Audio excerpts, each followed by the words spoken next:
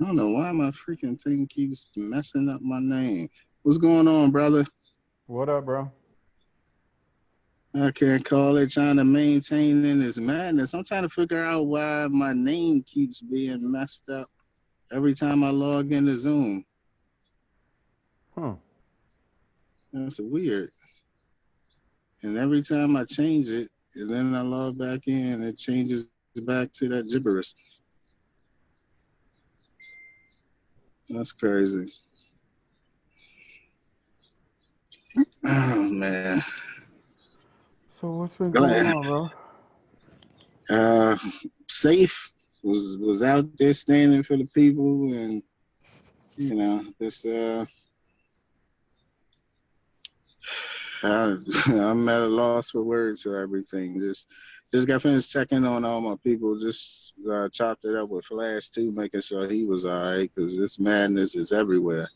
Yeah, man. It's Uh, down here in Raleigh, everywhere, man. And people are doing all kinds of stuff. As a matter of fact, we had a Grandmaster, our most worshipful Grandmaster, just called a meeting with all the district deputies in their jurisdiction, and I literally just got off a call with them, not even 3 minutes ago, and on something that we're trying to organize because Prince Hall Masonry, we have to we it's definitely gotten to the point where we have to do and say something. So that is being organized as of 3 minutes ago. So you guys will hear more about that, and then we'll go from there, man. Rod, what up? think he muted. Yeah, you got to unmute yourself, bro. I put on there that everybody that comes in is muted initially, so that if once we get going, everybody come in and talk. And then I saw that Disco posted that he was doing something today, so I removed that post uh, from the timeline for now. Yeah, I mean, and he knew. I Yeah, just hit Joe up. Joe just hit me up, so I just hit Joe back up. yeah. So I just Yeah, put everything he just texted me too.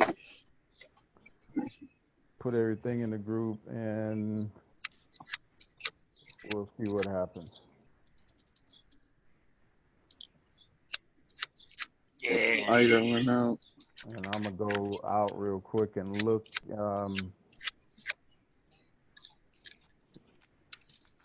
I'm gonna let me copy them. Freaking lighter dying on me.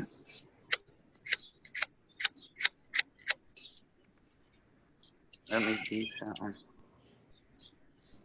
No problem, bro. Mm, Your call. Okay, let me do something real quick. But yeah, it's pretty bad here though, bro. They Yeah. got the guard on almost every quarter. Yeah.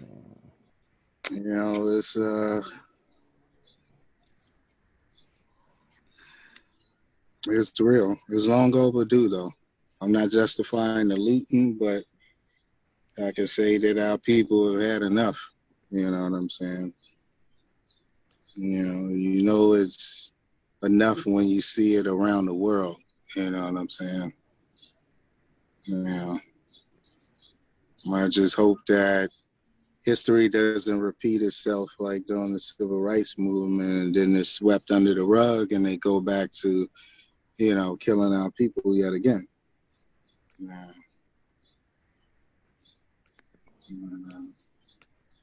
Yeah. Man, this shit literally around the corner from me. If y'all watching the news, Mm-hmm. 52nd Street is like a block, literally around the corner. And don't sit here. Yeah, because like my aunt was saying that they all in the alley behind her house and whatnot. Like that's the part I don't get. Like you taking trash cans from people's houses and set them on fire. Like what sense does that make? Yeah. What's going on, Lionel? Oh, he muted too. Hey, not much, man. Just here, chilling in the house, I know that's right, man. Stay safe. trying to, man. What you guys up to? Well, Square Nine said that we about to hit First National up, so we just waiting for the plans. Yeah, in that I case, I'm told him I'm down. gonna meet. I told him I'm gonna meet him in Belize. Just mail me my. Where now? They looting us up in North Carolina? Yeah, Damn. yeah. They done We're set not. shit afire, done burn shit, done looted. But what some are catching is that the looting is not initiated by us. Right. It's just that we are reacting to that, which now we have to make sure that people understand before you. Well, first of all, you shouldn't be looting anyway. Yeah. Number two, you jump into something like that. Think is your life is your freedom worth a TV or a microwave or a set of tires, an alternator? You know what I'm saying? You got to think Yeah. about these things. Stop being a dumbass with it, and do something else. If you want to, if you want to have an effective change, you got to do it in numbers at the ballot box. Right. No. Because you can all you're doing is when you loot is you are tearing down your own community and risking the chance of the same thing that you took and looted or someone else broke in and looted when it comes around to that time that you need that specific thing, you're not going to be able to get it. Well, You go I and was just I just told Flash that. you go and loot and bust in a CVS. Now CVS has a pharmacy in it. Now Was just talking about that that. pharmacy is a community pharmacy that who needs medicine the most? Elderly people. Elderly Right. people who aren't able to make aren't as mobile as we are. Now Man, sick kids. Yeah. you burn down the CVS, you go and take everything out the CVS. CVS says, fuck it. I'm closing and I'm not coming back here. Now, these elderly people don't have a local resource for their medication. They have to go outside the community to get their medication, which means the chances of them having delays on getting their medication, if it's not mailed to them, is greater. So Yeah. you not only affected yourself because you were thinking only about yourself at the moment, you affected an entire community, and you did it Yeah. in a very adverse way. Yeah. Where That's now? why I We got said I. Rasheen in the Zoom. All right, all right. Grand Wizard Rasheen. You Salute. salute. We got you. Let me go ahead on and do this right here. I can unmute you.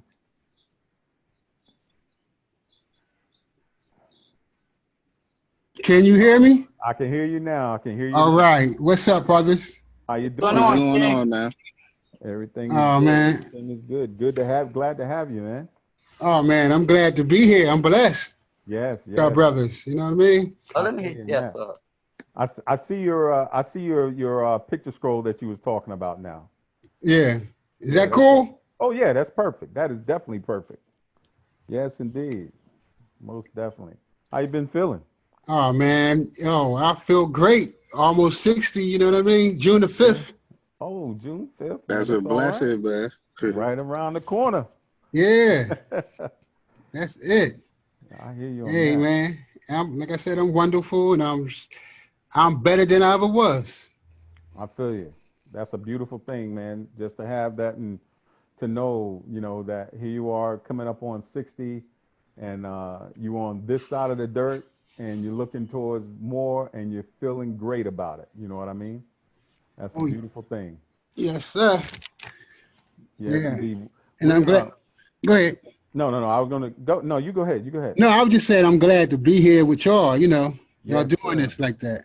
Well, we definitely appreciate you coming for sure. And Rod Flash and I, we got to talking, and one of the things I said, and well, we both said in terms of the group wise is the DJ information group, we try to, go by the standards of being able to teach, learn, invite DJs in that that can be taught, that we can learn from, that we can uplift, and just overall just do whatever we can in the culture to keep us focused, on what's going on now and what has gone on in the past in terms of that causes us to do what we do today. As simple as that conversation you and I had about the way we sit our turntables now. Yeah, All of yeah. that. So just thinking about everything and just thinking about how that back in, what was it? You said 1976 Yeah. up to But now is yeah. still effectively the way we do things. So. But we're just waiting a couple more minutes for a few more to come in, and Okay. then we're gonna go on in, and I'm gonna introduce you officially, and then as a matter of fact, you know Rod Flash. Yes. So you know what, Rod, I'm gonna let Rod Flash introduce you because he knows you.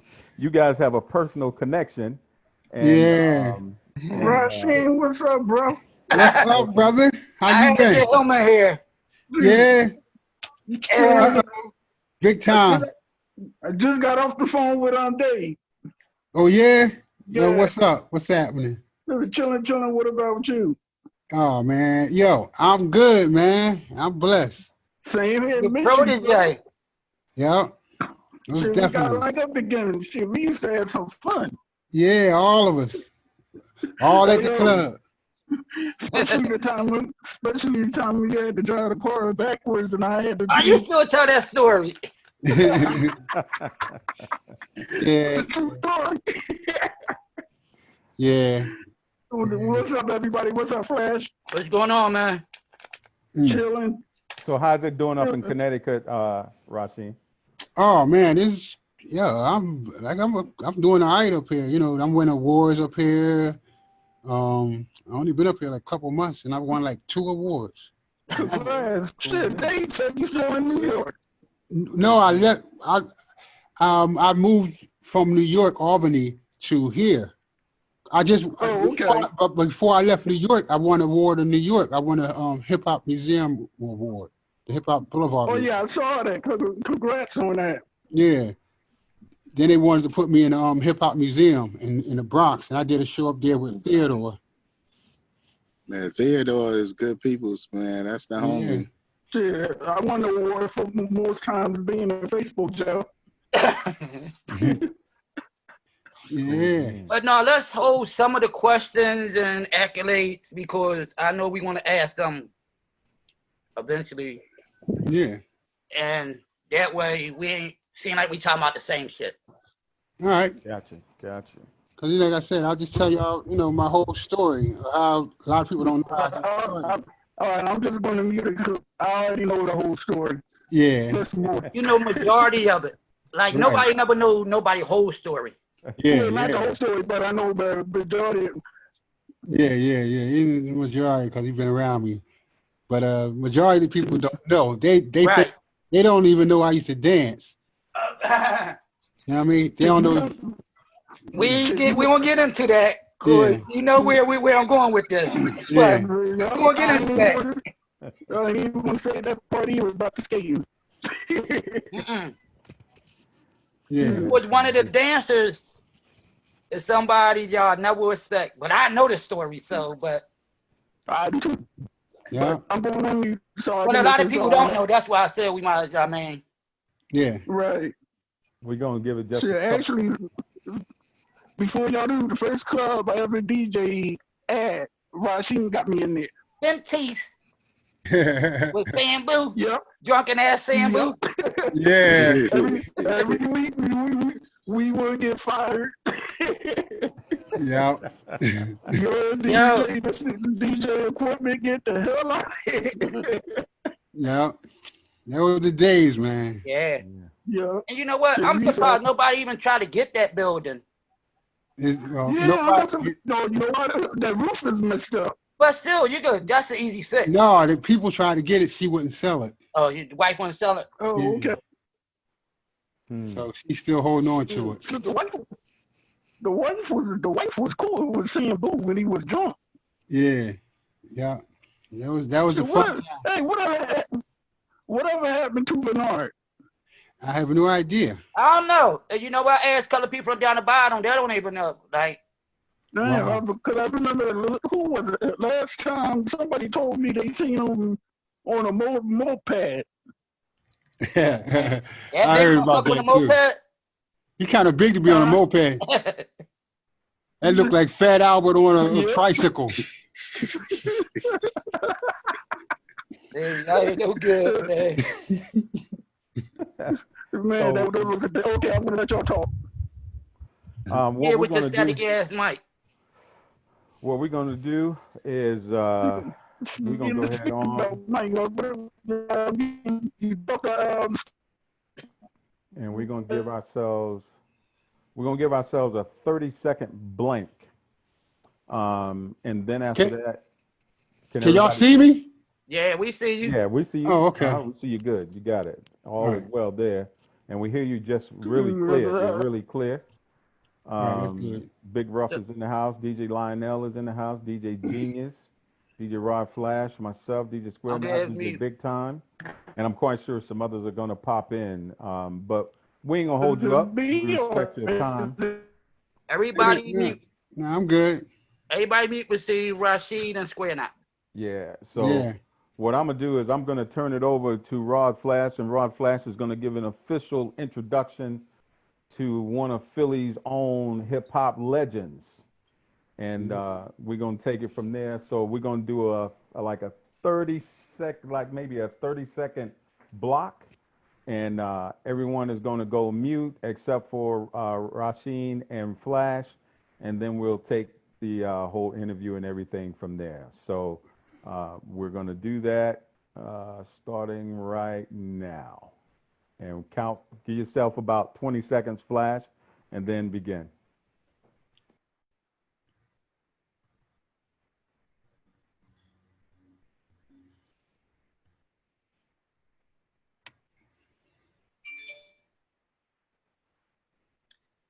Ladies and gentlemen, DJ Information Group, I'd like to introduce one of, I'm not going to say a Philly legend, a legend in the DJ culture.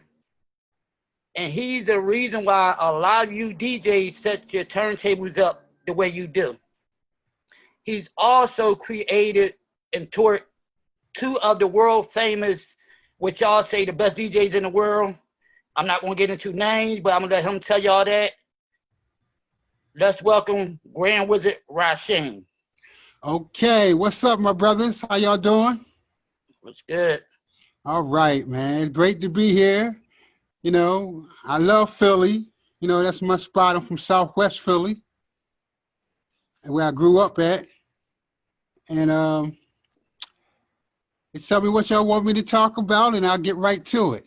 I know a lot of people don't know who I am, but, you know. Well, let's give them a brief introduction of who you are and what you done in the DJ culture. All right, well, I'll give y'all the short version, then I'll go into how I became that. All right, I'm Grand Wizard Rasheen. Most people know me as David Roberts or David Rasheen, whatever. I used to dance in a group called Franchise Dancers. And also, I had another group called Super Bad Disco. And we was all Southwest Philly. And we used to go around and challenge people dancing, soul stepping. And basically, Franchise Dancers was like the best group in Philly, doing it, you know, cha-cha and all that soul stepping stuff. So also I had a group, Super Bad Disco, with my boy Grand Slam, DJ Jam, and, you know, Master Groove Steve. And, you know, one day, I got some turntables and no, let me tell you, I gotta tell y'all the whole story so y'all can understand it. All right. This is what happened. All right. Now check it out from the beginning. Y'all got y'all books ready. Here we go. Mm-hmm. All right. Look, when I was 5 years old, my mom bought me a reel-to-reel and a pair of red cherry apple Congo set, a bongo set, the big Johns. I'm 5 years old. I had a 4-track recorder and bongos. So, you know, because my mom, she used to sing.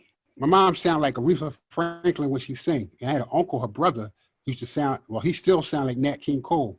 He sounded exactly like Nat King Cole when he sang. So I'm growing up listening to these two battle each other. You know what I mean?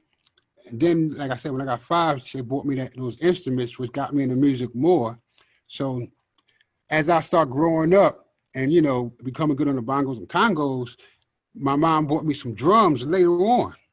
After I got the drums, maybe around about 7, 8, something like that, you know, I became real good on them. And then, you know, from playing the drums real loud, you know, mom like, oh, you got to get rid of them. So I had to get rid of my drums. So since I got rid of my drums, I used to beat on the cars. You know what I mean? So I started beating on the cars, and me and my boy, we used to just play beating on the cars, and we tried to start our own band. We was like the Bill Cosby Junkyard Band. So, you know, then we started dancing, because Soul Stepping was just coming out at that time in the 70s. It's around about 75 or 6, something like that. And it was a lot of soul stepping and cha-cha and GQing or whatever you want to call it. So we started our little group. It was Super Bad Disco.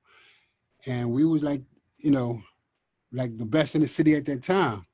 Then I got this tape from New York with Grand Wizard Theodore, Grandmaster Flash, the Cold Crush, the Treacherous 3, the Funky, you know, it was different. It was a tape like that from New York that, you know, they did in the house and at the park. So me and my boys used to listen to those tapes all day and all night until their routines became our routines, right? So, but I heard this DJ cut. I heard Flash. I heard a lot of DJs, but I heard this DJ named Theodore. He was needle dropping. So I'm like, dang, I had never heard nothing like that. So I was like, dang, I like that dude, and I want to DJ now. I want to be like him, right? So I said, all right, well, I got to get me some tables. So I asked my mom to buy me some turntables. So she bought me some black BSR turntables, all right? I don't know if y'all know what they are. All the 70s turntable. And they used to eject when we put it at the end, right? So I got some of them. And in my room, I had a real small dresser. And when I got my turntables and my mixer, for me not seeing how Flash and Theodore used to mix, and I wasn't paying no attention to no Philly DJs at the time because I was dancing. I wasn't paying no attention to no DJs. So I never knew how they set their tables up. So since I had this real small dresser in my room, I couldn't fit the turntables the regular way that people had turntables, you know, like Flash in them. So what I did, I turned them to the side. I just looked at it like it was a puzzle. And I turned them sideways and they fit, right? And then I put my mix in the middle and I added my dance. What happened, I added my dance moves, my spins and my twirls and under the legs and all that. I added all those tricks to my mixes and cuts. And that became Philly battle style. You know what I mean? Just because I didn't have enough room on my dresser to put my turntables. I didn't know no better anyway. So when people saw me mix like that, they'd be laughing. Well, you know, they ain't laugh when I was mixing. I mean, they laugh when I set it up because they never seen nobody do that. So I used to go to like the B-Force parties and stuff like that. And because we used to hang out together, because we had a Master Groove was in my group Superbad, and he was Disco Dave's cousin. So we used to hang with B-Force a lot and do shows. So one day, now I'm still dancing, but I'm mixing. Really, a lot of people never really, because I was just mixing in my room and at parties around the neighborhood. So people never really saw me mix. Or, you know, a lot of people still thought I just danced. And I was a tailor too. I used to make all of our clothes.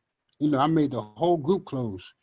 So around about, let me see, what year? I'm moving up a little bit. I guess around about 78 or 79. No. A year after that, I met a group called Franchise Dancers. Ronnie Ryan and their group. They was from the other part of Southwest, right?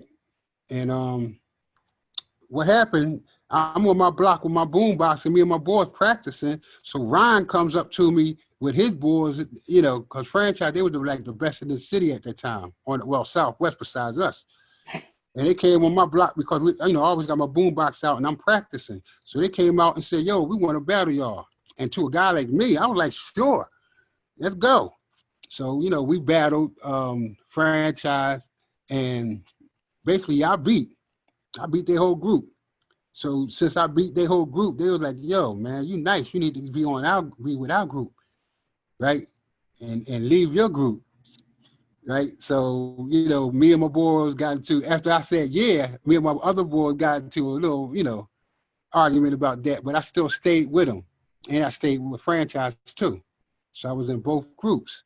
So, all right, now I'm dancing for Franchise, and I'm dancing and rapping and mixing for Superbad. All right. So now, at that time, let me see, we had a lot of young boy groups that was around the neighborhood.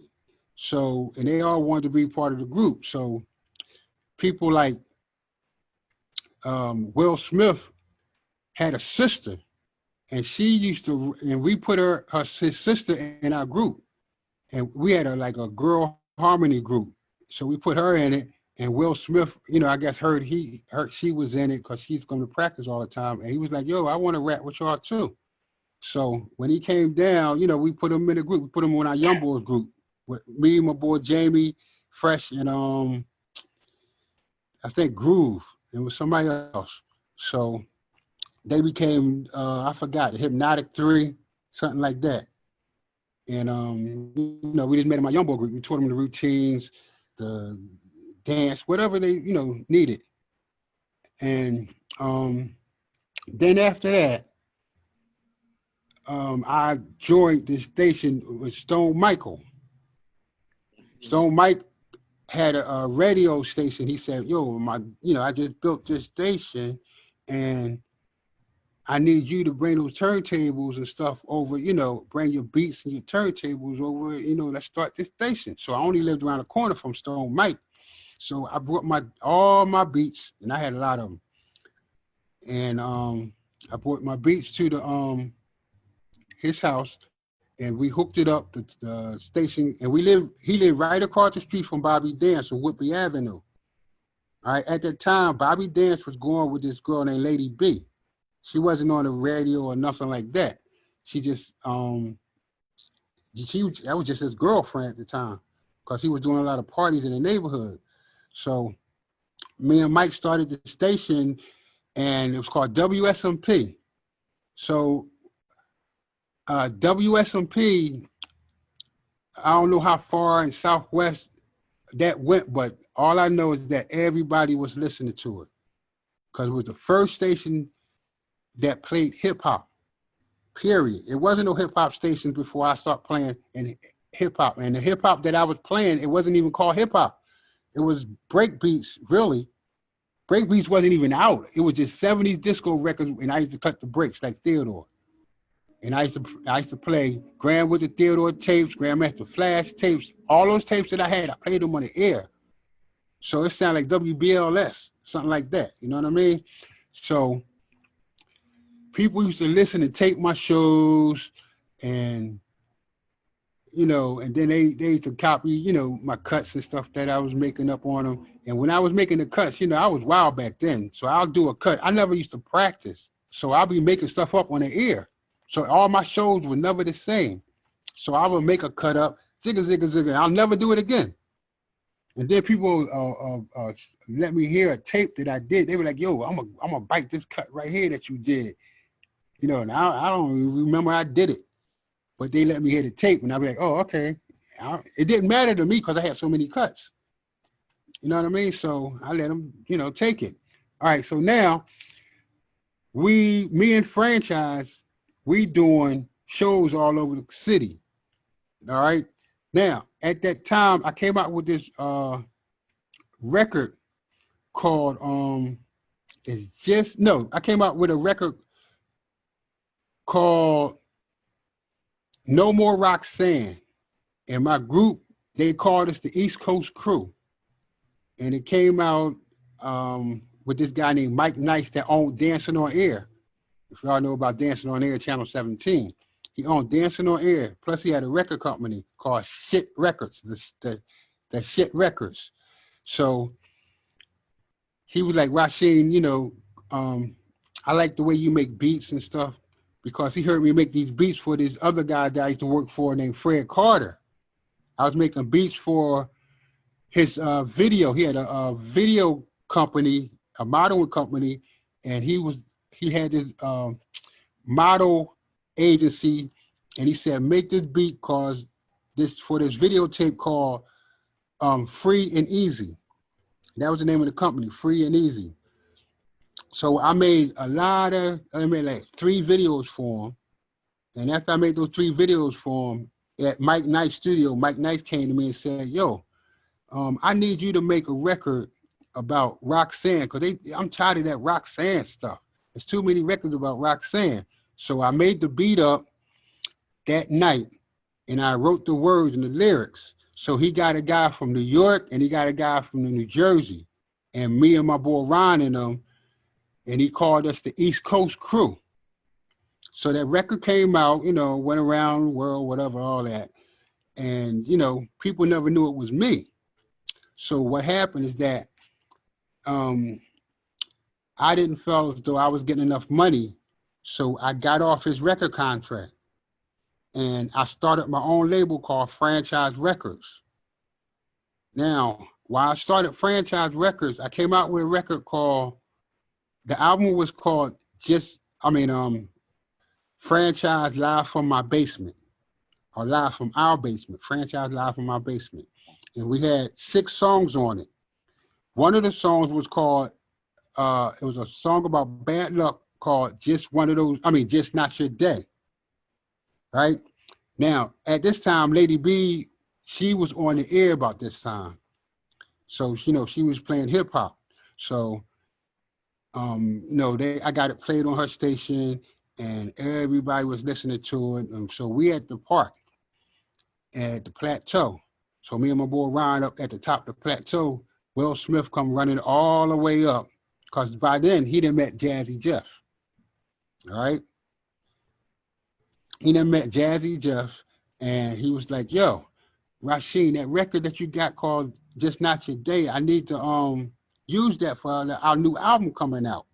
So I was like, all right, you my boy, go ahead. Right. So a month after I told him he could use it, they came out with a song called Just One of Those Days. All right. Just One of Those Days. If you look on his first album, it's a song called Just One of Those Days. That's my record that he's singing. He switched the words up a little bit, but the whole story is the same. If anybody listened to my record, everybody when it first came on, they thought it was me. They were like, Rasheen, you got a new record out? I was like, no, I got the same one. He said, well, somebody using your record. So I said, oh, that's my boy Will. He in our group. So you could do it, you know what I mean? Now, only one problem I had with that. Will and Jeff never gave me no credit on the album. He never even told people they got the song from me. To this day, nobody know. You know what I'm saying? So that's my only problem I got there. And I always tell them too. But now, also, I got to go back a little bit more, just back before Will met Jeff. Now, while I was on the radio station, at WSMP, we had a Cash Money. Jerome Hewitt was a dancer for us. He was a young boy at the time. And the reason we used to use Cash because he was real little at the time. He was real small. So the girls used to think he was cute when we send him out there. We taught him a little step. They think, oh, look at him do the little dance. You know what I mean? So what happened, Cash grew up real fast. So he wasn't tall. He wasn't short and cute no more. So we couldn't really use him for that little thing. So one day he just said, Rasheen, can you teach me how to do that scratching stuff you doing? I really would like to learn that. So I was like, all right, after rehearsal, come over to my house and I'll teach you.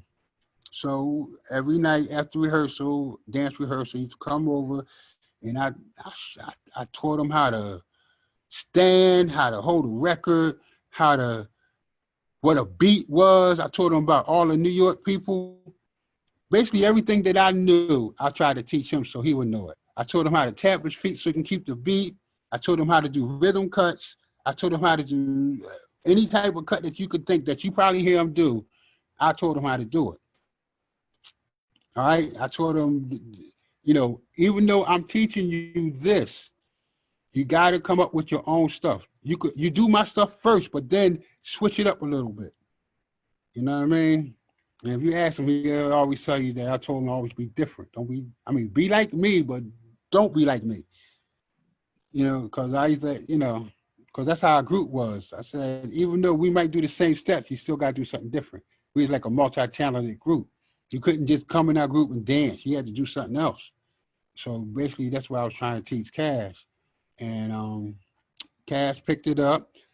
And so what happened is that Cash picked it up so good is that Jazzy Jeff lived on Rodman Street, I think. Yeah, on Rodman. He lived on Rodman. Right. And that wasn't too far away from my house. So Cash used to ride his bike right after rehearsal. He'd come from my rehearsal. This is like a few years of me teaching him, right? So he didn't got confident now, that I can sound good. You know what I mean? So he used to go over Jeff's house. By then, Jeff had 12s or whatever, the newest turntables. So he's the one to go over Jeff's house and show off. So while he's showing off to Jeff, him and Jeff became a group. And I made up a name called the Twins of Spin. And how I made that name up because the way I used to teach Cash Money was I used to get on the turntables and I'll be like, yeah, mix like this. As soon as I spin off, you get on. And that's what I call the Twins of Spin. And that's basically what the executioners and all of them doing now. That two DJ thing, spin on, spin off and all that. That's what they call the Twins of Spin, but that I made up for me and Cash to do at a show. And he showed it to Jazzy Jeff. Matter of fact, every time that I showed him something, he would ride his bike and him and Jeff would perform it. So what happened is that they start doing the shows and people start seeing them and like calling them the Twins of Spin and, and they start getting a lot of shows and they start getting record deals. Each one of them got a record deal. First, I think Jeff got his record deal. Yeah. That's when Will came up to me and asked me to do that record. Just one of those days, and just not your day. So when he got his record deal, and Cash got a record deal that pumped me up, Pump Me Up for Trouble Funk, right? So each one of them start doing their own stuff, and then both of them entered the DMC. And, using my, style and all that, they won. Each one of them won. And then they just nobody couldn't really touch what they was doing because it was it was so advanced that what they was doing.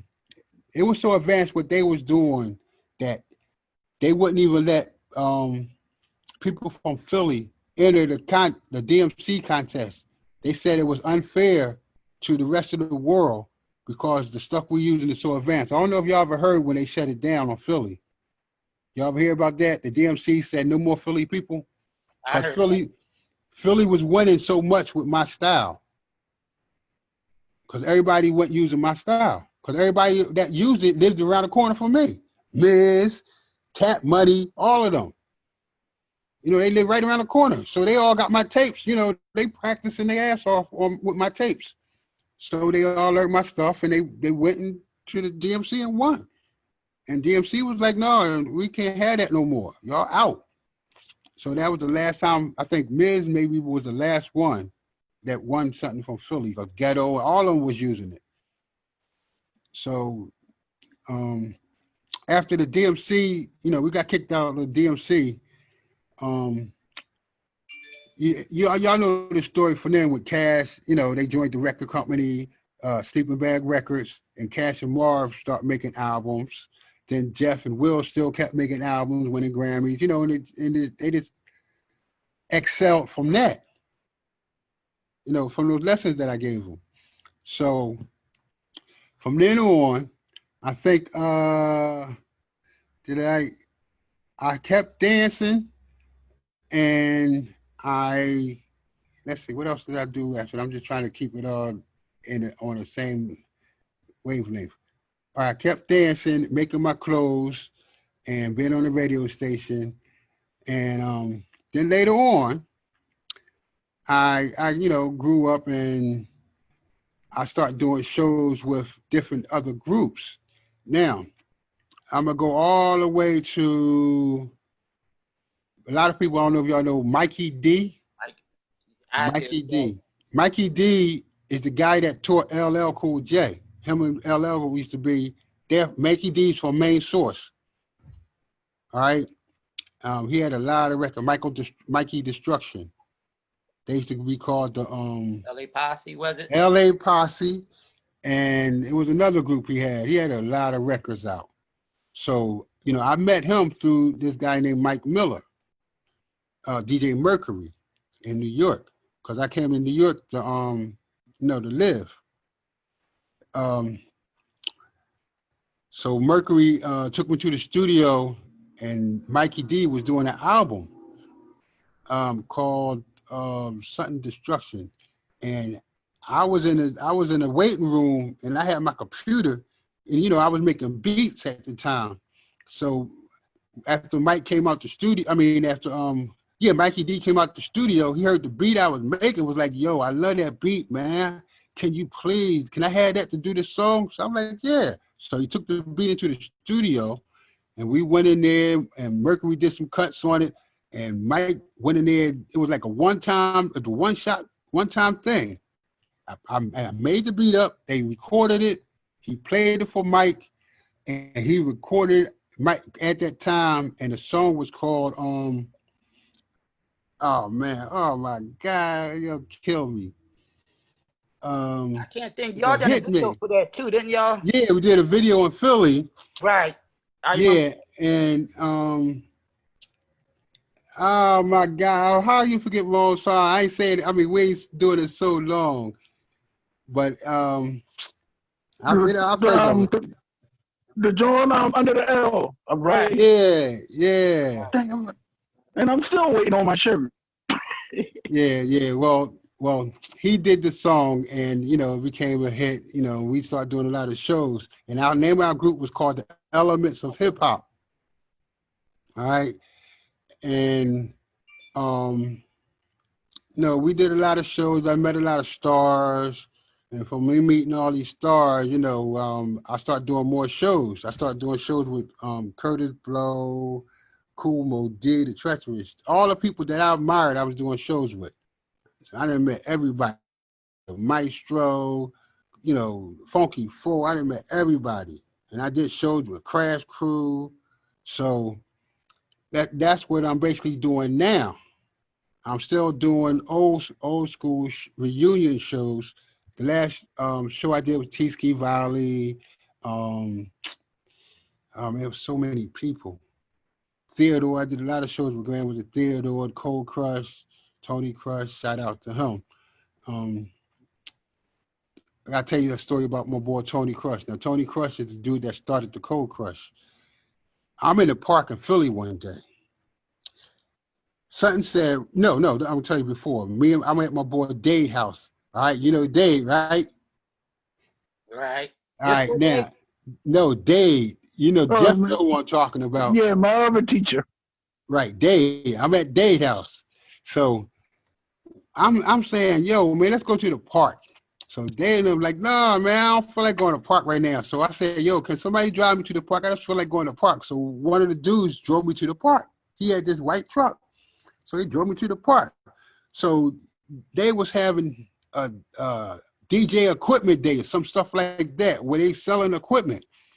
So I walk down there, get out the truck, and I see Tony Crush from the Cold Crush. And he got his equipment all up. He got stacks of equipment that he's selling. And I'm like, yo, what's up? How you doing? So he said, Rasheen, how you been, man? Good to see you. So I'm like, yeah, man, I'm playing around. I said, yo, how much is that stack right there? He said, what, you like that stack right there? I said, yeah, I like that. He said, yo, it's yours. Take it. My eyes opened wide. I said, what? He said, no, take it. He gave me like what's it? 1, 2, 3, 6 speakers, stacked speakers with the bass and all that stuff and the horns. He just gave it to me. He said, you got a truck? And I'm like, I just so happen to have a truck. So I rode over there in my truck that the dude drove me up, and everything fitted right in the truck. So it was like it was meant for me to go up there that day to get the equipment from Tony Crush. They were just waiting for me to come get, like, you know, it was a plan or something. So that's why I give, you know, shouts out to Tony Crush for giving me that equipment out of the blue. You know, he didn't even know me that good, but he heard of me, and he said, I'm going to get it to you because you Grand Wizard Rasheen. So, I'm blessed that, that he did that for me. And like I said, I met a lot of stars, and all of them been great. They're wonderful. I used to think that, I go to New York and they'd be like, oh, man, fuck Philly. You know what I mean? We don't hear that Philly shit.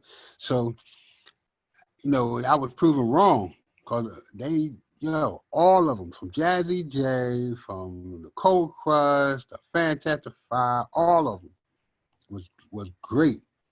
They give Philly much respect. And the rest of the world be giving Philly much respect, but Philly, I don't think they know that, that we really like the DJ capital of the world. The world look up to us and DJing, the whole world. So, I just hope Philly noticed that, but that's one of the things like I'm doing. Plus I'm teaching DJing right now. You know what I mean? I'm teaching, classes. Anybody want to learn? I'll teach you. You want to be better than Jeff and Cash? Because I'm not going to teach you to be like them. I'm going to teach you to be better. So, I'll leave you my number and all that stuff. You can get in touch with me later. And I also am doing like a TV show. I've been doing TV shows. I do a lot of graphics, design. I do animation. I make the people, for the games. I make the people for the games and stuff like that. So I do a lot of different stuff that I'm into now. So y'all, have any more questions you want to ask me? But I just wanted to give you like a basis of how I got to where I'm at. All right, I'm gonna turn it over to Square Knot from this point on. Hello? Square Knot, unmute yourself. All right, there you go. That was definitely, I'm telling you, man, I was sitting here taking some notes and I was like, wow. You just really dropped some knowledge on us, dropped some, as they say back in the day when I was growing up in New York, they'd be like, he kicked the ballistics on that one. But well, since you mentioned it, the just the latest information, what TV show, what you said you were doing a TV show or something like that?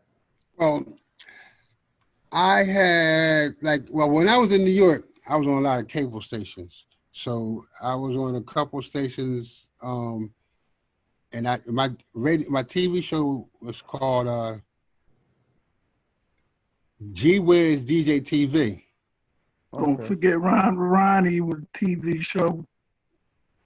Yeah, well, me and Ron show, I forgot about that. It was called Franchise Live. That's still on. You know, it's called Okay. That was called Franchise Live in Philly. You know, we was the first video show in Philly, kind of, you know, with the videos and all that. So Ron still got that going, while I got my other one up here, you know, going. And I'm trying to get a couple Rue Crew stations, you know, and it's still going to be called DJ TV, G-Way DJ TV. And I did a radio show up in Connecticut with WSME. My boys, you know, Stephen, Grand with it, Stevie D.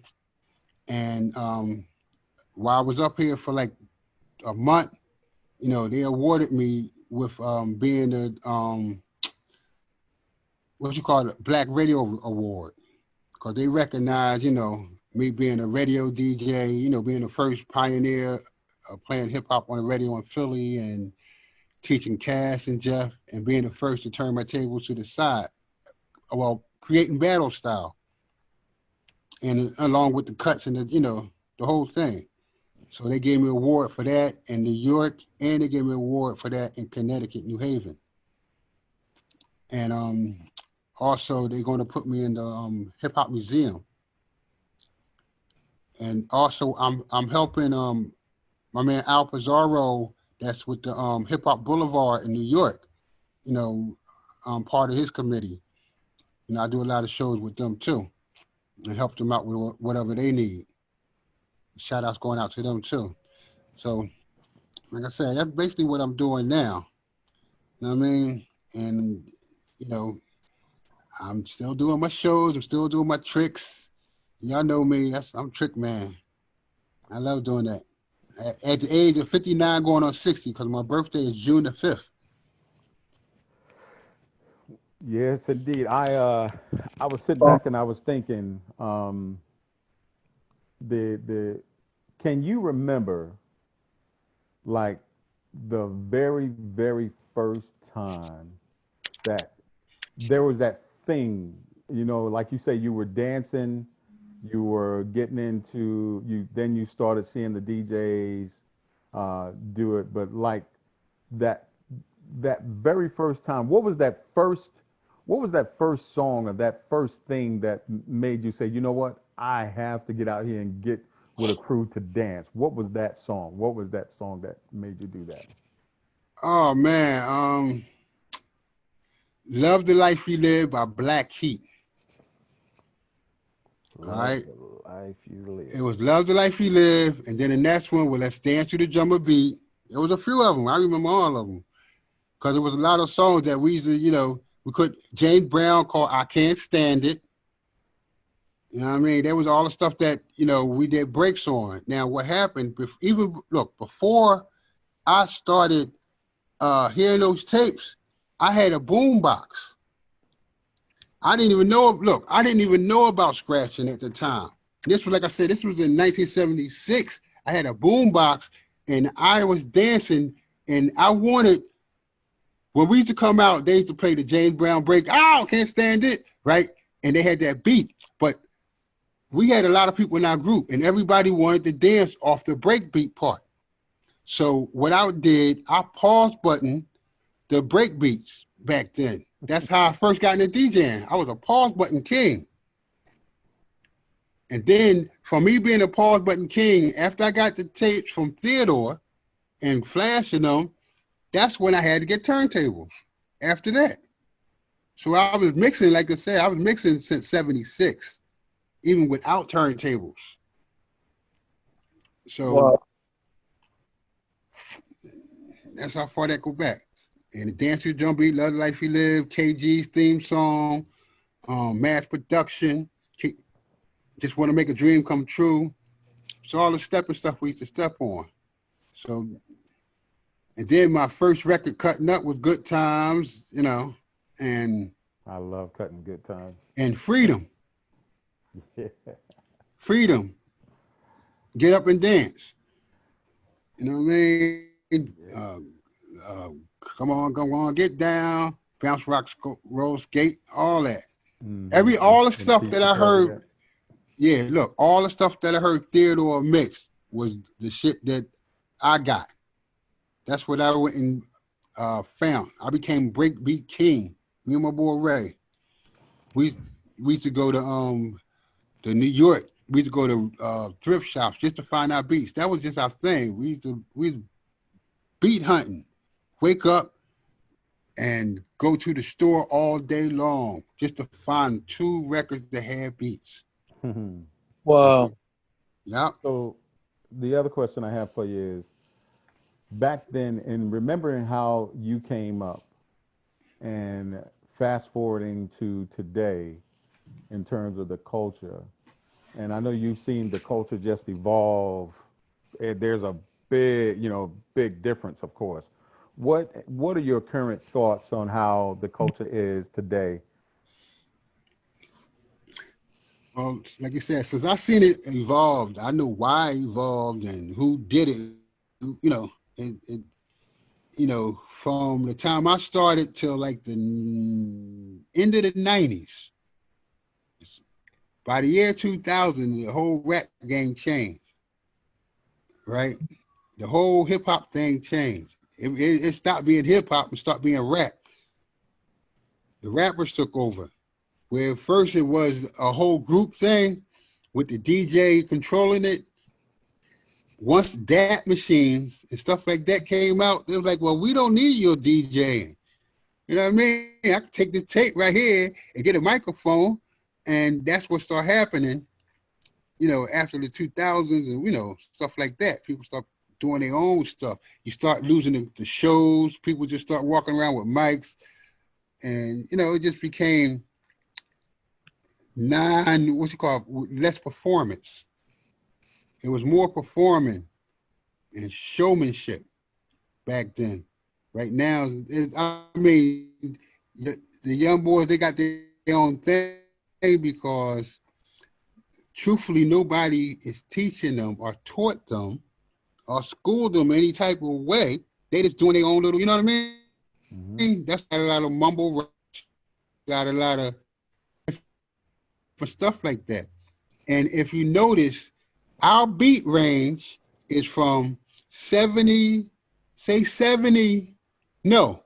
Matter of fact, our dance beat, that's slow drag records in the 70s, but our dance beats start at around about 80 to 135 beat per minute, all right? That's our range, what we dance to. The young boys dance to 70 and below. And 135 and above. They don't even, that's why they can't understand what we're doing. They're not in the same groove length. You understand? If you their beats are so faster than ours or so slower than ours. They stuff in that 70s, that's slow drag records, what we used to listen to. The slow drag records from 70 and down. So they either doubled the beat, and that's why they get that or sounds like that with the bass. So that's the difference between their groove and our groove. And if you try to get them to rap off our beat, they can't do it because they're not in our groove. And we don't like their groove because we can't dance off their groove. Right. Because it's not in that 70. It's not in the 80 to 135 range, which we used to groove on. Right. So that's the only difference between, their stuff and our stuff and what they're saying. Even though like we was talking about, the girls such and such, boastful stuff and, happy stuff, and then it later on became about we selling drugs and, and doing that, once the crack era came. And then once the crack era passed, now we got the crack kids saying about they using drugs. Yeah. You know what I'm saying? Yeah. So that's the difference in the society. They went from selling to using to and then the way society is, all the TV and the negative imaging and all that, they're kind of confused right now. You know what I mean? So they still need a lot of help from us old heads. You know what I mean? That's, if us old heads take time to teach them, they'll respect us more. They See, don't have nobody to look up to. I was just about to tie into that question and say, if there was one thing that you could recommend to the OGs and the ones that are out here, like myself, I've been doing this for 36 years, and you've been in a whole lot longer than that. Rod Flash, the same, Genius, the same. We got DJ Storm on here, DJ Joe Storm. He's a veteran as well. In terms of that, what is that one thing that you would talk to the OGs and say, look, in order to get this thing flipped back around, because everything goes in a cycle. Yes. What is it that we can do to get these younger folks or get these people? Because it's just we did have a conversation in the group where each era, the previous generation, they pretty much didn't like our music. Like our moms and dads, we'd be playing, they'd be like, turn that mess off. But then you had those crossover records where the DJ we would be playing something that had a break beat from James Brown, Right. or something like that, and your mom or pops would going to say, boy, come here and play that thing again. All right. Well, just what you just said is what we got to do. We got to take, all right, since remember I was saying about the range, we're dancing, since we're dancing in 80 to 135, we take those same beats and put them in their groove. You understand what I'm saying? You take the same way you making your records, the same old sounds with the James Brown and all that stuff, and put it into their groove. If you put it into their groove, they can understand it then. Makes perfect sense. Right. Now, Joe Storm, I know he unmuted himself, so I take it he has a question for you. Yeah. So, Joe? Brother, first of all, it's an honor to meet you, man. Definitely an honor to talk to you. All right, thank you. You too. I like to always talk to the legends, of the people that pioneered this game. I'm from Baltimore, Maryland, and I was listening to what you were saying about the beat range from the 80 to 135. We actually, were big on the disco, which later on become the house music, Baltimore. Right. We big on those numbers, and even now to this day, a lot of the kids that grew up, their parents and went to the clubs here, they know, about that 80 to 135 beat range. Yeah. And I feel what you're saying, as far as we need to infuse the old with the new. Just like we did with their record, like I'm saying, just like we did with our parents' records. That's Right. our stuff. So Now let me ask you this: do you think, as far as DJs, do you think that they at least need to know a little bit of music theory when it comes to, understanding song structure, beat count? yes, because who's going to teach it to them? Okay. Who's going to teach it to them? Oh yeah, most definitely. You know what I'm saying? If nobody don't teach it to them, they just going to come out and do their own little verses and rap without any type of breaks or anything. They just rapping. Yeah. Some just talking. They ain't even on beat. They talking. They letting the beat catch up to their voice. You know what I'm saying? And that's because they don't know nothing about tapping your feet, getting into the groove of the record. You know what I mean? Once they get tapped, once you get into the groove of the record, you can flow with the record. No matter what you're saying, it will flow with the record. As long as you in that groove with the record. So that's what they got to do. They got to, like you said, they got to learn. Somebody got to teach them this, though. Correct. Us old heads are not teaching nothing to them. I agree. I totally agree. And I think another thing that got me about you, brother, was you were a dancer before you were a DJ. Yeah. I've learned that, like, even, in my years, I haven't DJed as long as, you or even like Square Now. I've probably about, since I've been DJing since I was about probably 8, 9 years old. I'm 37 now. Okay. All right. But basically, what I've learned from just watching is that the dancer, people that can dance, and I ain't really talking about a lot of today's generation, because if you watch a lot of today's generation, it's like you can't really catch their vibe or their groove, because a lot of times they standing still versus a person that's like 35, 40 and over, 50 and over. They dancing to a lot of those those classic records. Yeah. Even joints that's kind of like grown up, they dancing to those, and you're able to feed off of them because you're seeing the vibe of what they doing, and Yes. and they lead you. So that's one thing. That's one major thing that captured me about you, is that you said you were a dancer before you were a DJ. Yeah. And then I was playing instruments before that. Oh man, that's I deep. was in, I told you, my mom bought me the bongos. So I was a drummer before anything, Okay. a percussionist. Wow. So once I became a percussionist, then I started dancing. I started beating on the cars, and then, after beating on the cars, I was like, all right, well, started dancing because everybody was dancing at the time. Whatever was happening in the neighborhood, I wanted to do. I was a real active guy, you know what I mean? I wanted to do everything. I wanted to rap and mix at the same time, and I did it. Nobody told me I couldn't do it, so I did it. You know what I mean? And that's why my group was always, you couldn't just dance in my group. You had to, if you had to dance, you had to have 100 steps. You couldn't just come in and just do no one dance. We would make you dance off the whole 15 minutes of the record. That was your. That's how you had to get in that group. If you did the same steps within those 15 minutes, you couldn't be in that group.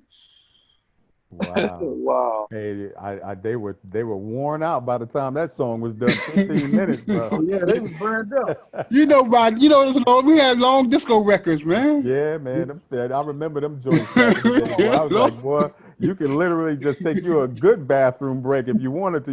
If you let the record breathe, Yeah. Yeah. So you had to do that. We wanted multi-talented people in our group. Yeah, and I think with Joe Storm mentioning that about you dancing, prior to, and then with you being a percussionist prior to that, and then getting into DJing, it just shows how the culture was slowly but surely intertwining itself in the fabric of who you are as an individual, and how it really got into you more and more and more until you were metamorphosized into the grand wizard, grand wizard, Yeah. Rasheen. You know what I'm saying? And that just goes to show that the culture can have impact and it can be effective in a very positive way. On top of that, because of course, with like anything else, you're gonna, when you turn to media or if you turn to any of those types of outlets, they never point out the good that the culture has done, but always Yes. the negative to the culture. You know what I mean? And And also, go ahead. no, go ahead. Look, also what I want to remember, at that time in the 70s, it was nothing but gang wars. Mm-hmm. It was a whole lot of gangs, Mm-hmm. especially in Southwest Philly. Mm-hmm. All right. So you got to imagine trying to go to block parties in all these gangs. Mm-hmm. You know what I mean? So we fought a lot of people. Oh yeah. I'm telling you, Oh yeah. just because they were jealous because we had on. I made all these nice suits for our group. So Mm-hmm. 7 or 8 niggas get out the car, off dressed the same and fly, and then get out and the girls chase us off the block because we look so nice. You know what I mean? Then the guys get jealous. I remember. Look, I'm gonna tell you a story. Up there where Schoolie D live at on the park side, right? They used to have this place called the Capitol Movie. So, and they used to have block parties on that block. So, we from Southwest, so they was called Parkside. So you had to go through. It was a gang called the Moon. it was so many games from where we live at to their neighborhood. They lived all the way to the park. And their place was like Northwest Philly or West Philly, something like that. So everybody, you know, at that time, you know, they scared to go to other neighborhoods, but we used to dance. So we went to everybody's neighborhood and challenged them. And besides that, we had at least, Ron was from another part, which was another gang. Then we had like 3 or 4 other people that was with us from different parts of Southwest, and they was from different gangs. So our group was like 5, 6 gangs in one. Mm-hmm. You understand what I mean? Just from the Yeah. people that we had in it. Mm-hmm.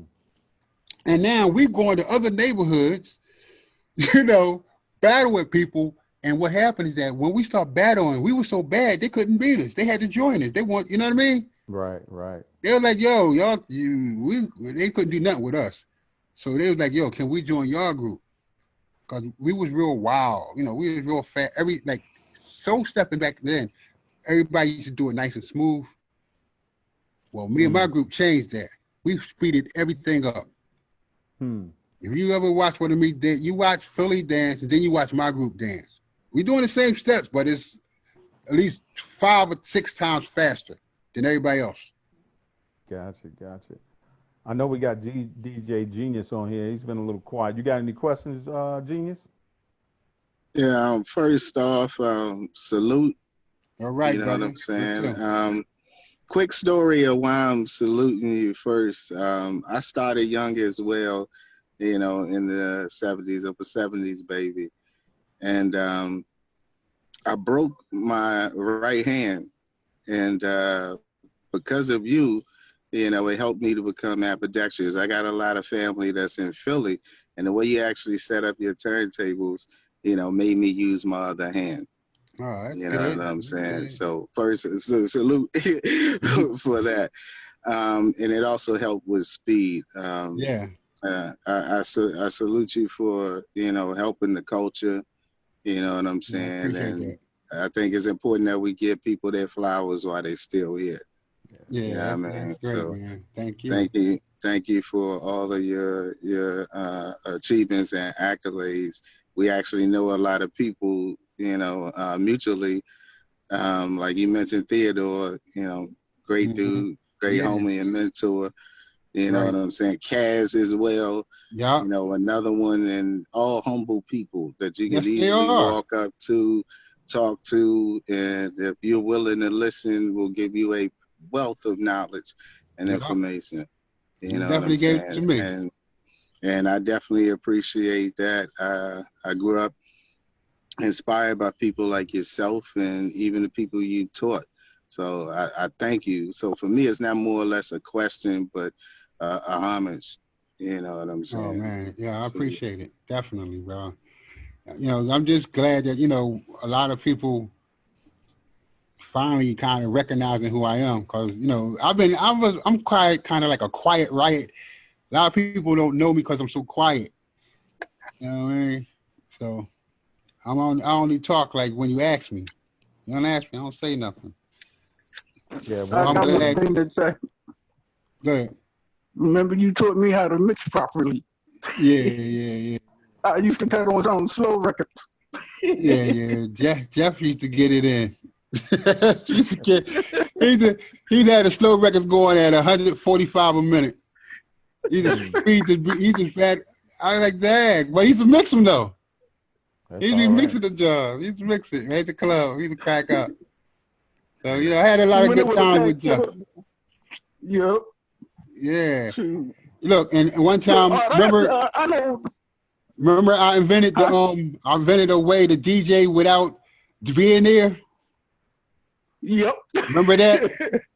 All right, what Yep. happened is that I invented this thing with VCR tapes was out at the time, right? So And I still got mine. look, so what I did, I used to get 8-hour VCR tapes and record the music on it. I record my whole party on it for 8 hours, and then I go to the club, plug my VCR up to the speakers, and the party is on for 8 hours. And I used to leave the club and go to another club and leave Jeff and them in there to watch everything. And that's how Jeff became DJing there at the club. We watched the rock stuff because I left. I left and went to like 3 other different clubs. And then I come back. I came back to the club and the boss Benty, he'd be like, "Yo, I'm paying you, man, but you don't be here." I said, I said the music didn't stop, did it? He said, "No, the people when I come in, the people still party. They don't know it's a tape. People still party." Then he asked for African music. Oh yeah. He's asked for African. Like the party be jumping, cause he had a couple African friends, so the party be jumping. He'd be like, yo, my people here, play some African music right now. And people be like on the jaw talking about we've come here to knock some blues. They be into it, right? So he would put his finger on the record and go, play it now. He'll stop the music like right in the middle of the party. That's a true story. Look, he'll stop it right in the middle of the party. And then he be like, if nobody don't like my African music, get out. And he kick everybody out. Yep. Because they don't play his African music. I don't care. And it'll be him and his two partying all night long on African music.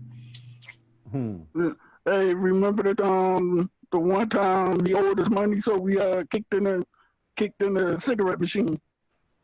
I ain't never do nothing wrong in my life. You did it. I learned everything from you. And that's when we turned it into the strip club. No, on a serious question. On a serious question. I was going to say. Rasheen, do you feel that you get your respect here in Philadelphia? Truthfully, no, because I'm gonna tell the truth. I don't think that the people that I showed and the people that know me is speaking up about me. And there's a lot of people that know me, but ain't saying nothing. And like as it is right now, as far as they don't even want people to know that I showed them or they got their stuff on me. Truthfully, right now they want to take what I did and say they did it.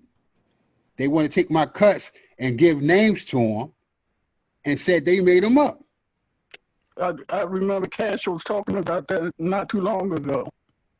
You know what I mean? I'm just telling the truth, right? I'm around 60, so I'm like old and grumpy and I don't care no more. So I'm telling. I got a question I never asked you. How you came up with the name Rasheen?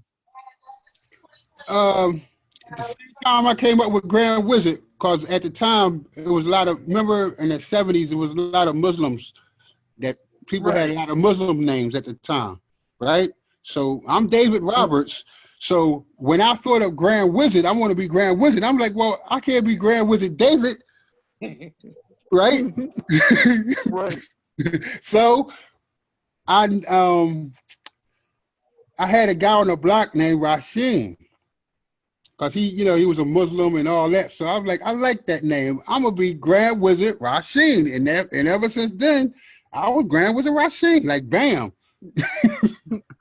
I'm here. Hey, real quick, hey, Rasheen, tell them how we met. They gonna laugh.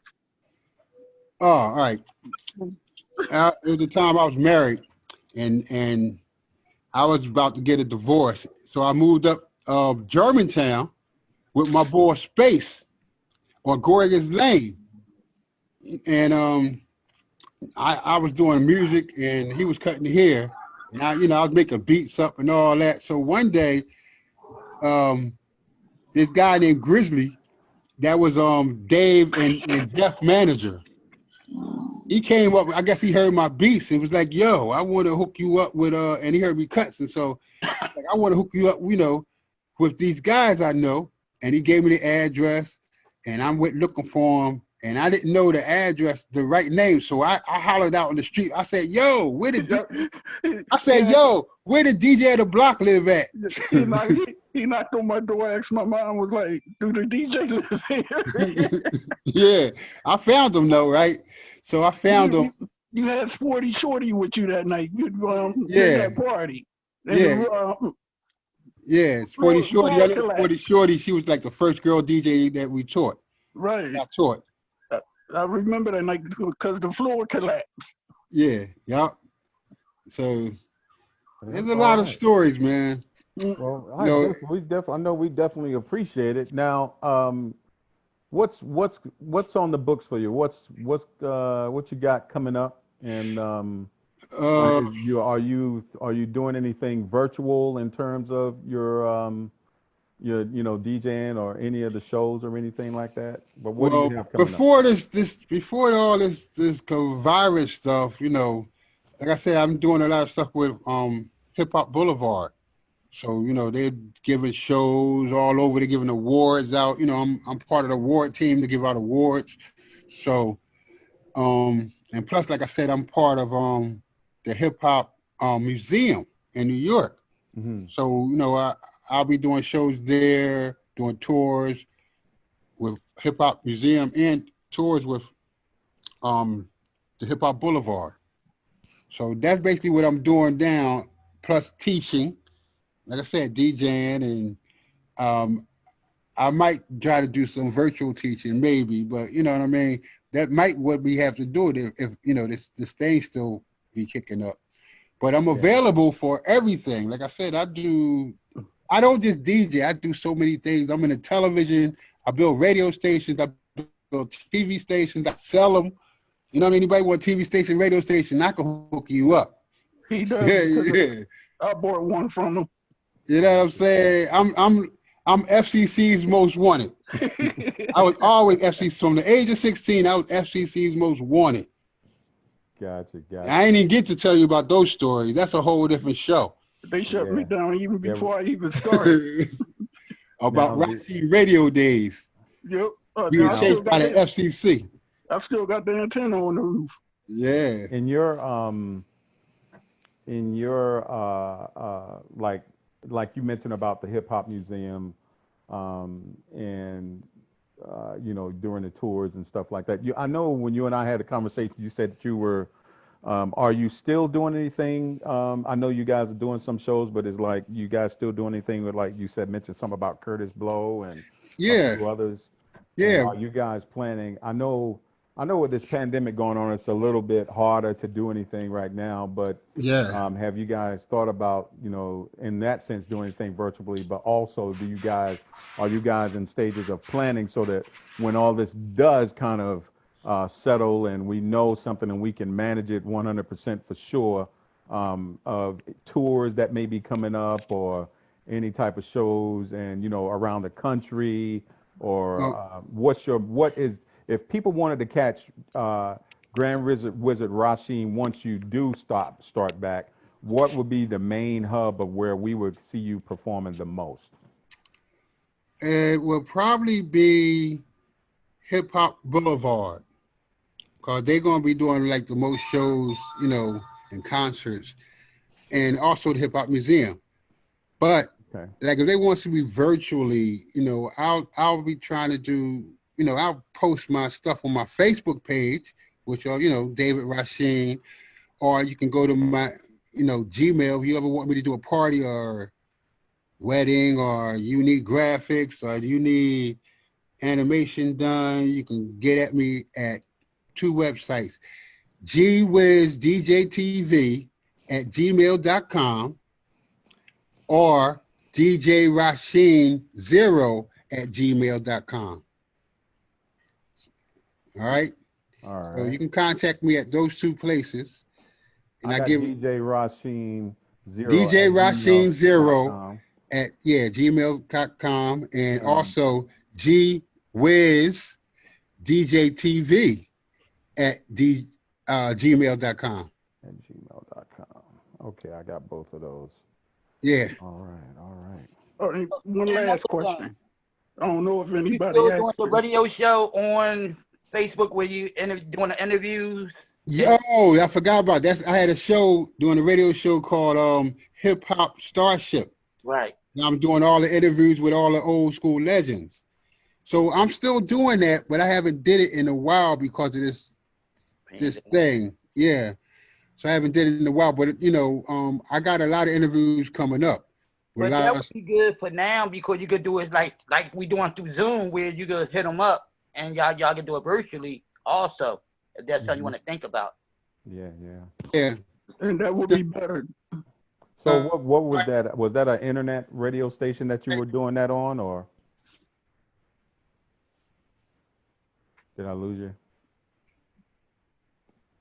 I hear you. that was Steve Grand Wizard Stevie Day. WSMA with Grand Wizard Stevie Day. Okay. You know, it's called SM Enlightenment Radio. They got a website, so you can go to that website and see all the stuff. Or I got everything on YouTube. If you type in Grand Wizard Rasheen Hip Hop Starship, I got all the shows from Dimples D to the Cold Crush to um oh man, it's what you call it, Jam on It, Cosmo D. Yes. Cosmo D.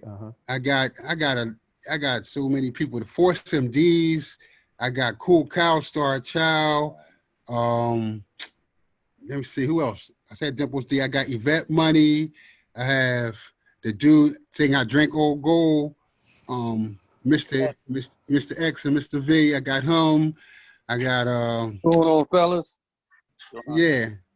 So I got all those people coming up, and I got a lot of Philly artists coming up too. And what about the live concert? Oh yeah. Yeah, I'm doing the work. What you like them? Yeah, I mean, Yeah, well, that's good. I mean, since everybody in the house and a lot of people, well, I know a lot of them, but a lot of people don't. So that gives people a visual of the song that they heard on the radio. Like the other day, he showed old Public Enemy one. Oh yeah. With DMX. Yeah. So I try to do that, and then I try to do remixes videos. Y'all probably heard some of them where I'll make a beat, and then I'll remix the whole song and add the video to it. So I got a lot of them on there too. If you go to if you YouTube Grand Wizard Rasheen, you'll find all those shows and remixes on that, or just on my page.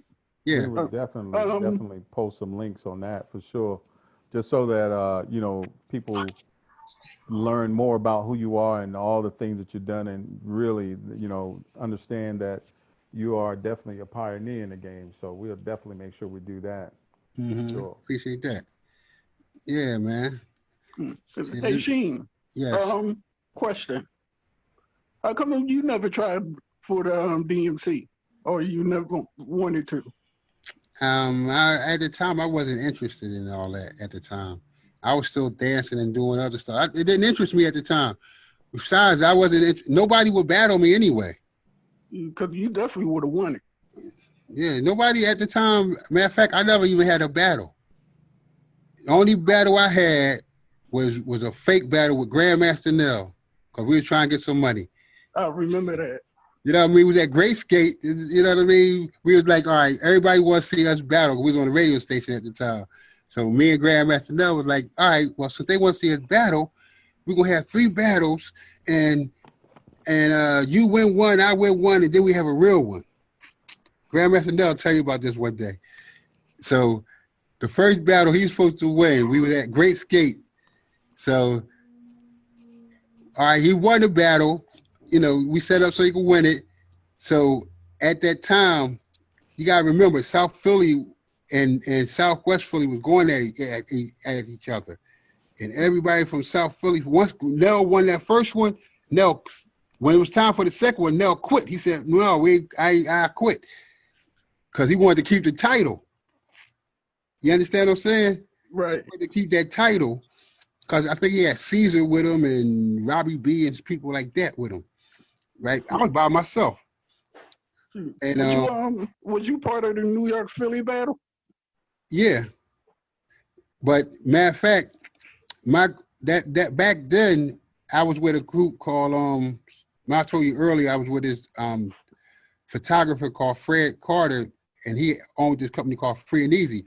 We the ones that gave one of those shows, like the Philly versus New York at that time.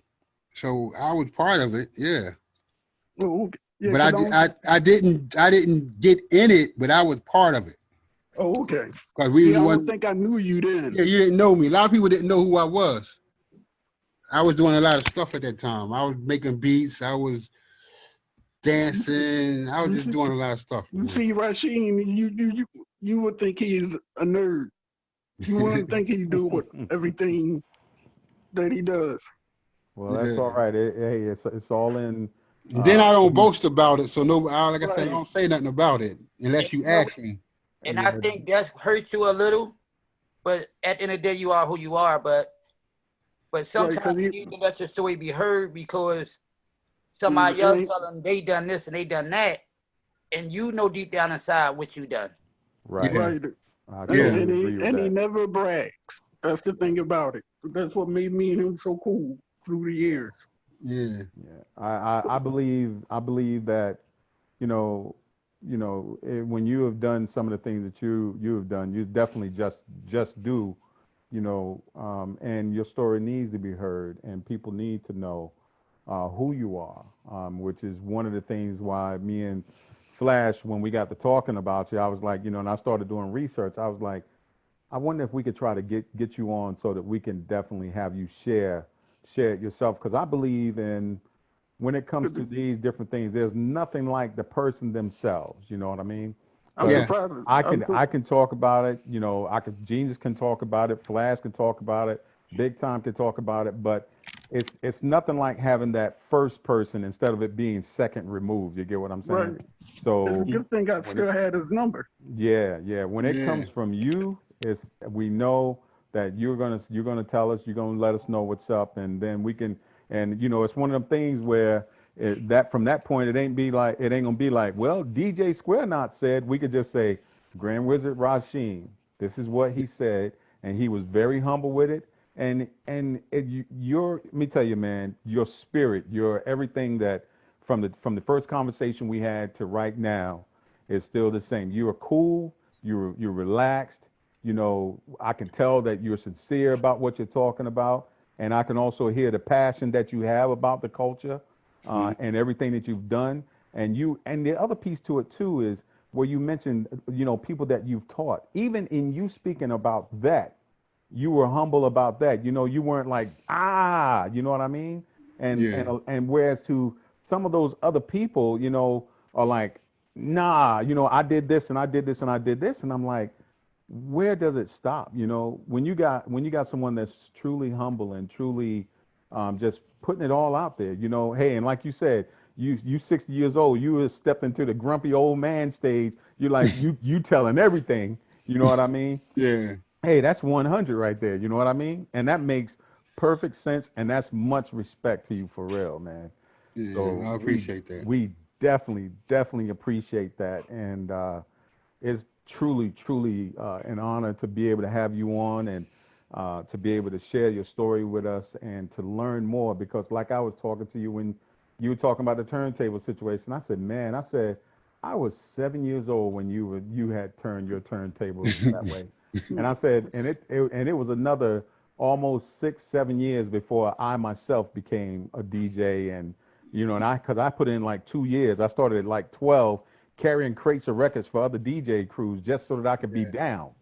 And yeah, then and soon enough, they was like, get on up here, little man, scratch this yeah, beat. And I remember, and like I told the DJ information group, why I played this song every time I am doing break beats. And that song is Impeach the President, because my very first chance at the Wheels of Steel was when one of the DJs say, "Get up here, I'm gonna start this, and you're gonna take it over." And that's right. kind of like what you were talking about with the Twin twin, spin. yeah, twin spins, where he started it out, and I watched him, and he said, "Now take it," and I took it, and I just did baby scratches, but I carried it. Yeah, I yeah, carried it, and they were like, "You're good now. This is your first step." So until this day, and I'm 50 now. right. And I remember back then I was 13, because at 14 my crew, we had formed and we had gotten our own for our first set of equipment. Mm-hmm. Um, I did that at 13, and I'm Right. 50 years old now, man. So Wow. Definitely, definitely. And that's the part that gets me, about the culture, how it's just ingrained in our fabric of who we are and how we're able to just be happy and excited and passionate about those particular moments and bring them forward to share. So much love to you, man. Much love to you. Oh man, much love to y'all brothers too, man, for You too, having me bro. on the station, and I respect y'all for that. I appreciate When y'all, the next, Yes, yes. when the next So, time you in Philly. when it's over. So, when uh, when so, when so when you it's know, safe. so you know the first stop is my crib. Yeah, definitely, well, man. The old stomping grounds. But like I said, man, if people need me, just call me. I'm down to do shows and whatever. cool, You know what I'm cool. saying? Well, if you're ever in See, North you might Carolina, rob. man, I you're ever in probably, this I way, probably pull. I'll probably pull you in for a guest spot. At the spot I'm going to be at. Hey, This spot in Frankfurt. ain't no thing for a small fee. I can set him free. I hear that. Yes, sir. Yes, sir. Hey, and if you're ever in See, North Carolina, man, don't hesitate. Don't hesitate to shout out. You got my number, everything, and we will stay in touch, man. And not only am I a DJ, I'm a hell of a grill master. So All if right. if I you like think to I'm eat, coming down too. we can get on the grill, sit back, have some brewskis and some good food, chop it up, Yeah, and play some music and If you all, got, man. So yeah, yeah, hey, that's work. hey, Square. yo, If you got teleport, hey, Square. If you got teleport there, I'm there. I hear you, man. I hear you. Where are you, big time? Philly. Oh, you're in Philly. Okay, okay. Yeah, yeah.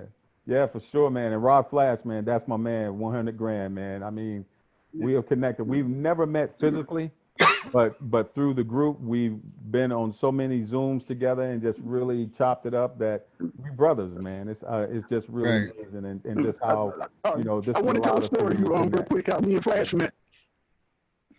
We used to work together. How long ago, Flash? Like 30 years ago.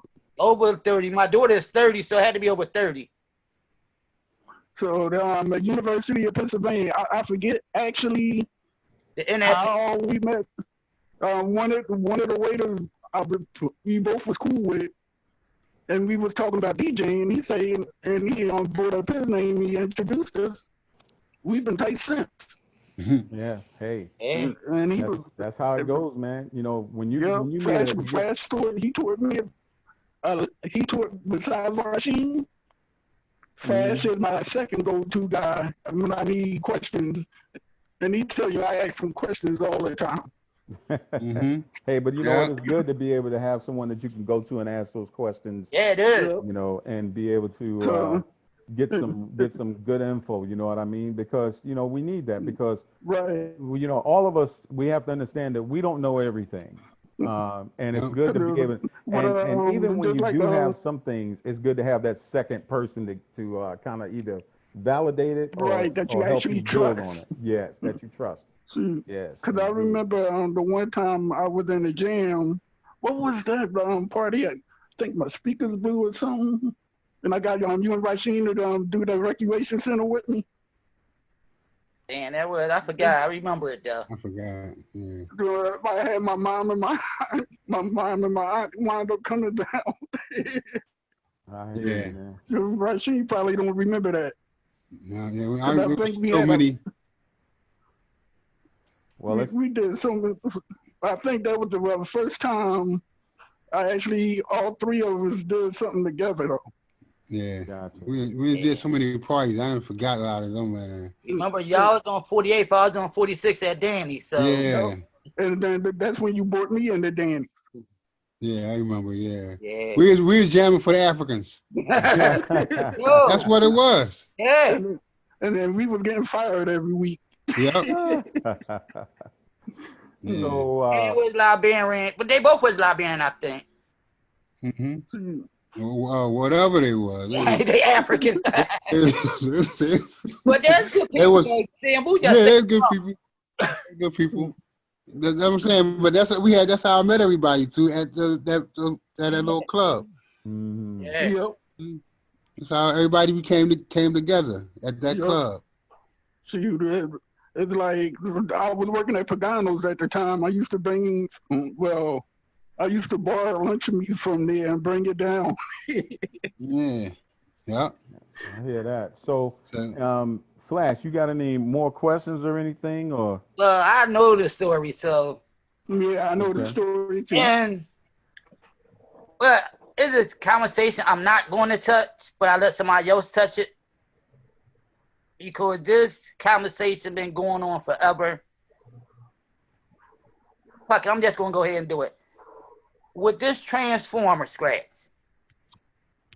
and that's like the elephant in the room, where everybody want to know who actually created it. And my take on it is something can be created before it been heard. right. You know what I mean? Now, if you want to, well, since you put it that way, I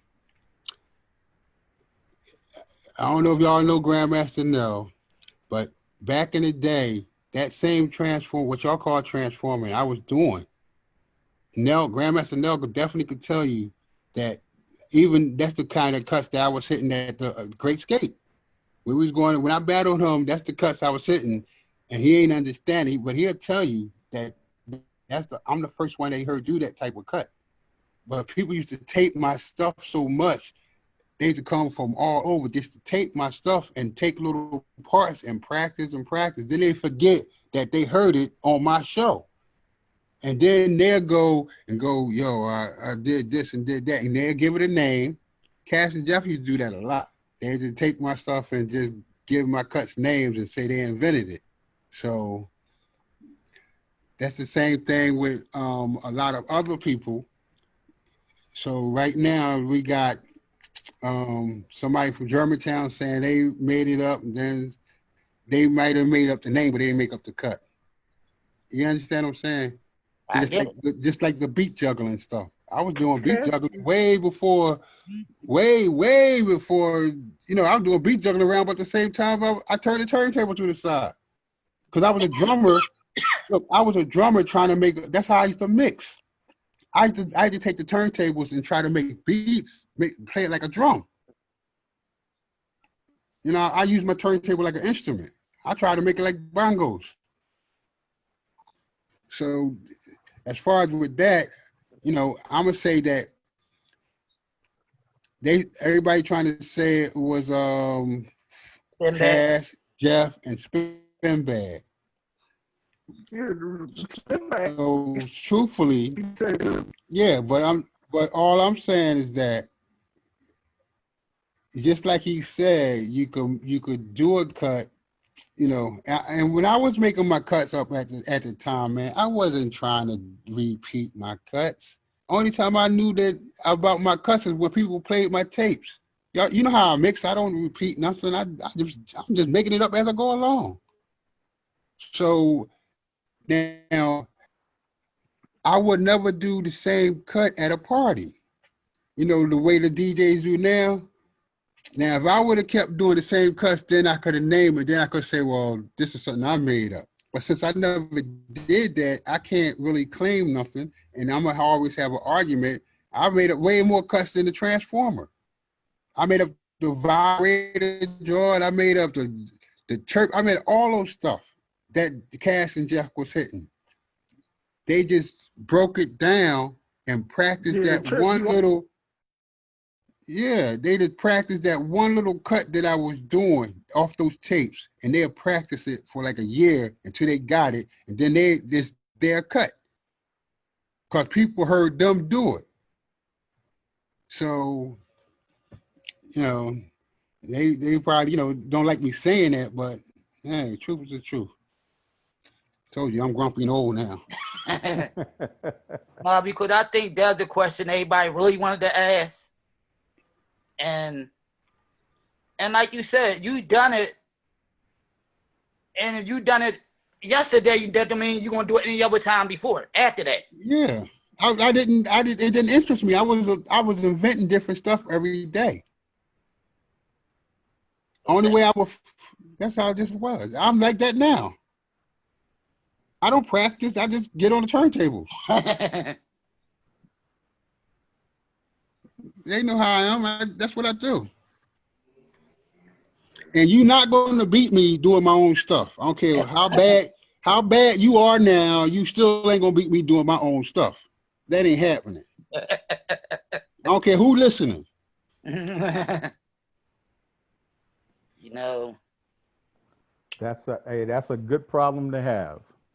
Because when they think they got you, you got something for them. Yeah, because I'm not practicing. I'm just making stuff up. How you gonna beat me? So do you think you can beat Jeff and Cash? Who?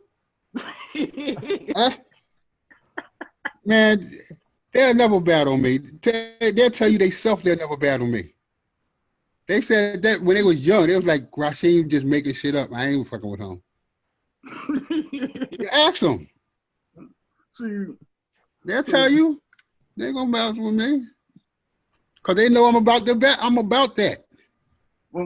I'm still from franchise. Y'all know that I'm a battle motherfucker. Niggas ain't gonna battle me because that's how I'm one of those dudes. I'm born to battle. Even if it's not a battle, a showcase between That'll never happen. You don't care how much money you give them, that ain't gonna never happen. Jeff and Cash ain't gonna never try to battle me. Ever. Not even together. They can surround me and won't beat. I'll let them cheat.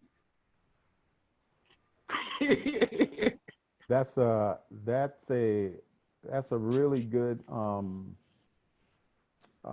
and I'm glad that Flash asked the question because you know, me coming out of New York, you know, some of the things that people might say and we have heard is, you know, how is a dude from Philly know so much about whatever, but now you got your own guy that you knew from way back when that has asked the question and you have, you know, answered that. So I appreciate you doing that. Appreciate you doing that.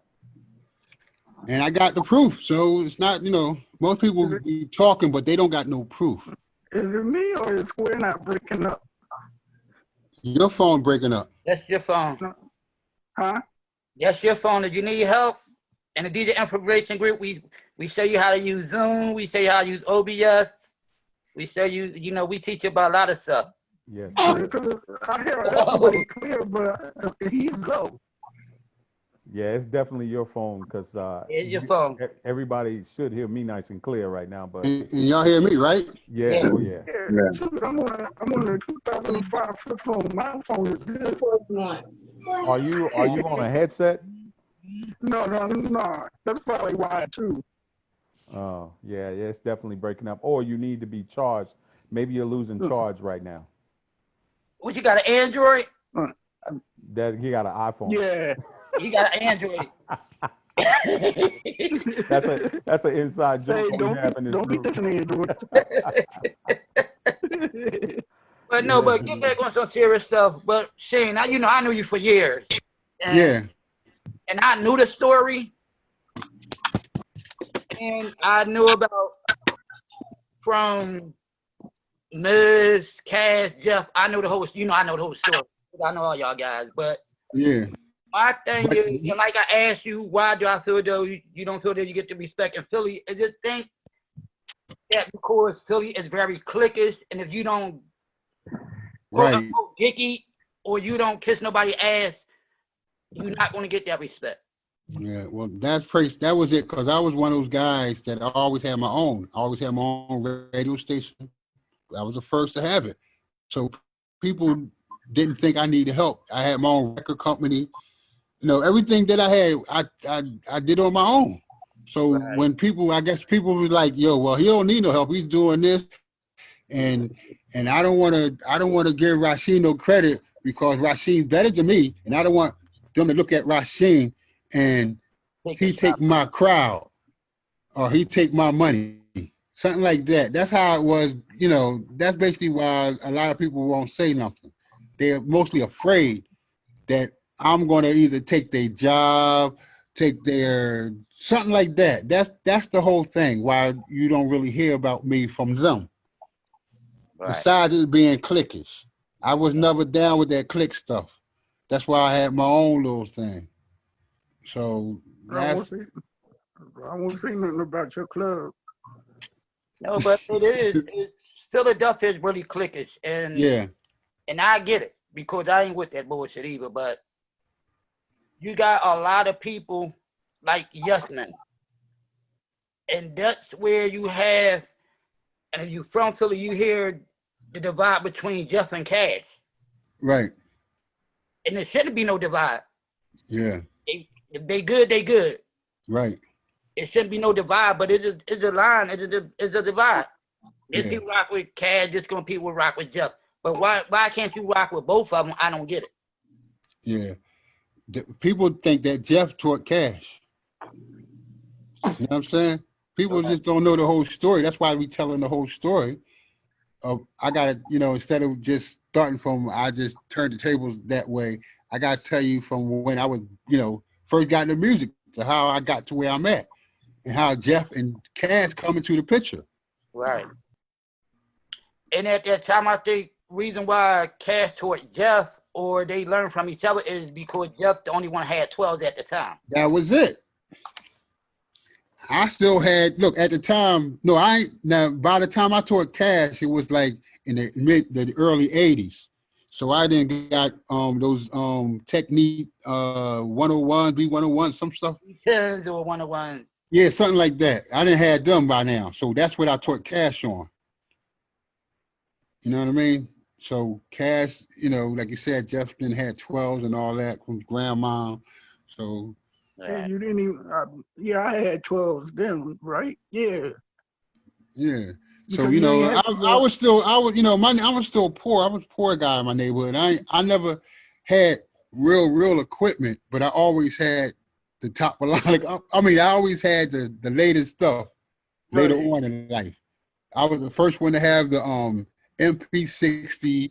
I was the first one to have the boom box, in my neighborhood. So people used to come on my block to get the technology from me, I guess. I don't know. Shoot, I was all first. I remember always being on your porch. You had the equipment Yeah. on your porch. Yeah. Block. And Yeah. what was the board across the street name?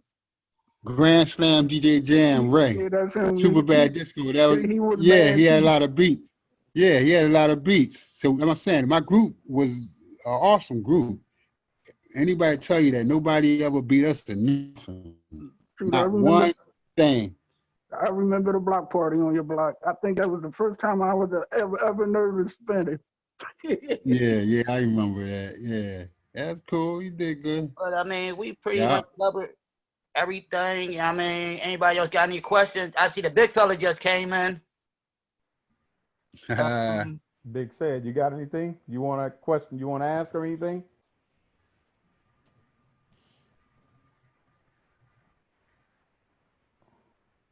I think he's driving. Oh, he's driving. Oh, okay.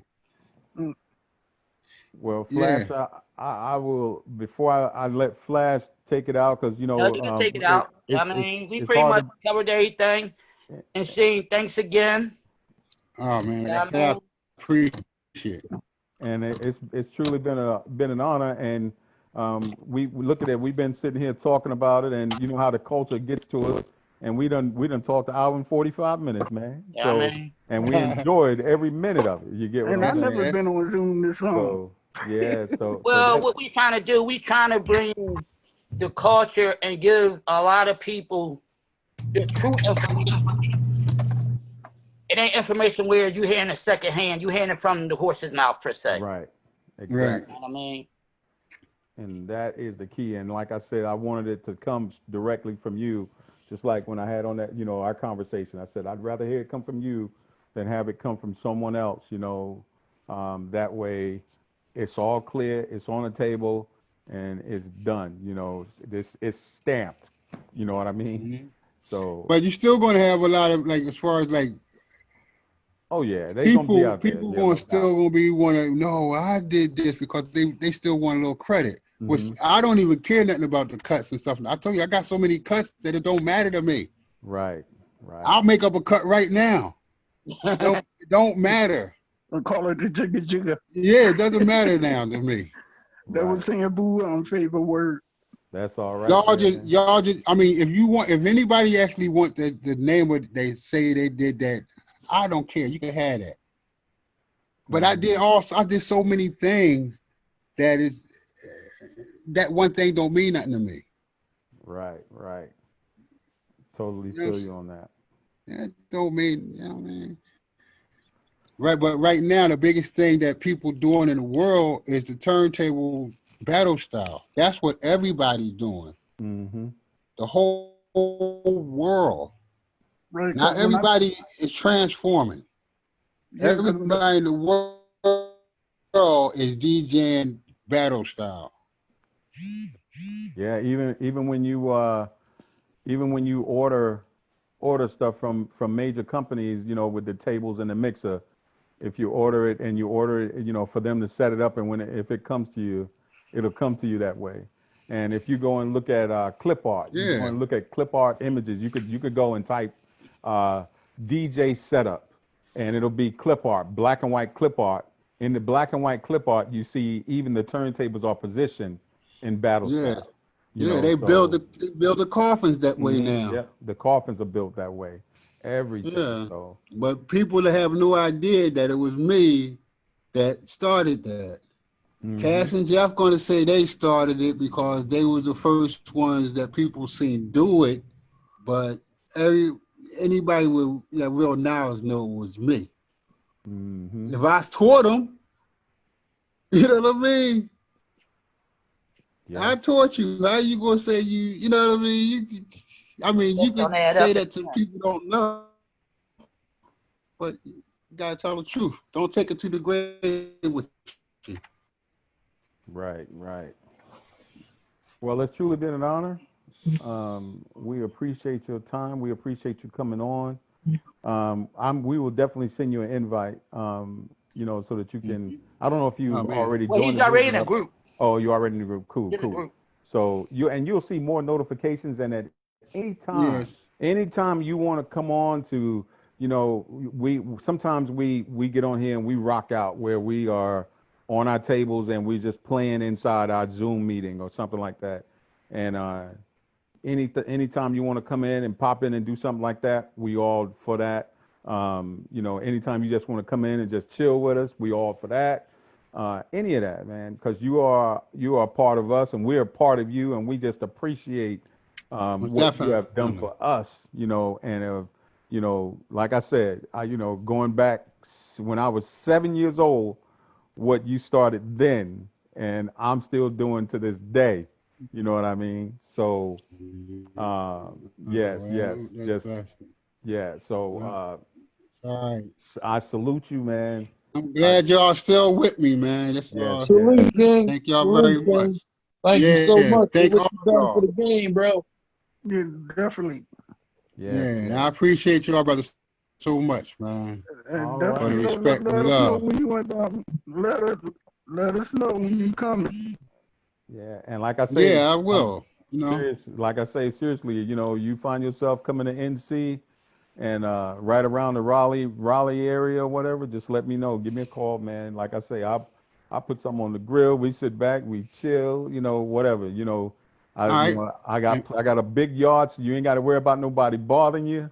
right. None of that. Shoot, All right. Well, like I said, the way if y'all got shows coming up, just invite me to them and give me the date, and I'll Cool be beans. there. shoot You know Yeah, what I'm that'll saying? the work, way man. around the way That'll work. Rasheen drive. We Oh be man, there you in like know, yeah. I just got a damn. I just bought a new car. I A know Dave Volvo. that told me. Yeah, Yeah, Dave told me. I was like, damn, we yeah, got another one. yeah. I had the Benz last time, Mercedes Benz.